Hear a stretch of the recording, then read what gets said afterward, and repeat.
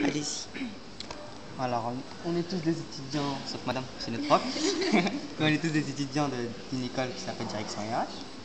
Et dans le cadre d'une sortie pour écrire un article, en fait, on est venu voir cette exposition pendant le tout.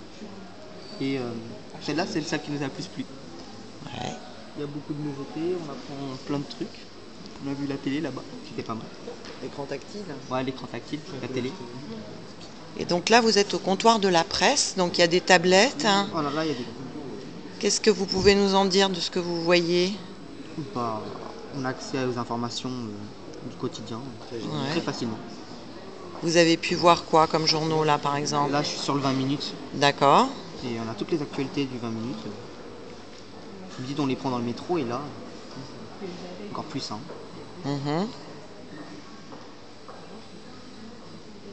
Qu'est-ce qu'il y a d'autre comme journaux à disposition? Vous avez déjà consulté? Alors, il y avait aussi Le Monde. Oups, c'est pas ça. Il y a State, Ouais. il y a Métro, il y a Le Point, il y a Les Échos. Ok. Il y a tout, presque. Rue 89 aussi. Celui-là, je ne le connaissais pas. Et vous, madame, donc vous êtes leur professeur? Oui, de communication écrite. Ouais. Et, dans le cadre, donc je leur apprends à écrire à la façon d'un journaliste. Et pour ça, idéalement, il faut un sujet de reportage. Et on a décidé de venir ici à la BNF, puisqu'il y avait un certain nombre d'expositions gratuites. On a commencé par Vogue, on a fait un peu tout ça.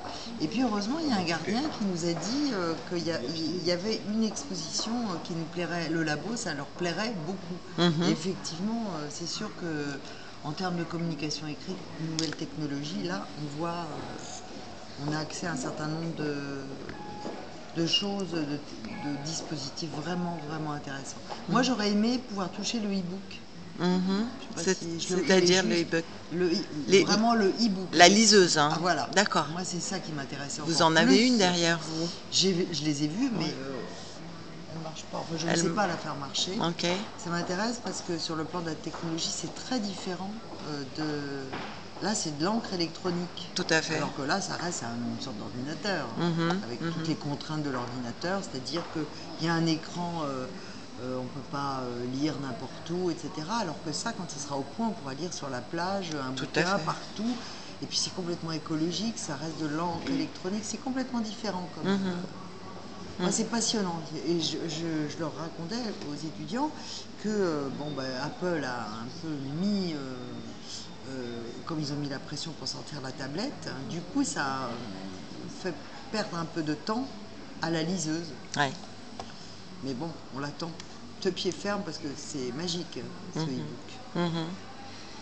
Et vous, mesdemoiselles, quel est votre avis de ce que vous êtes en train de voir? C'est une découverte? Oui, plus ou moins. Enfin, après, on connaît les journaux qui sont dessus, mais on n'a pas forcément accès avoir accès à tous ces journaux en même temps sur une seule et même tablette, en fait. Ok. Ben, merci beaucoup.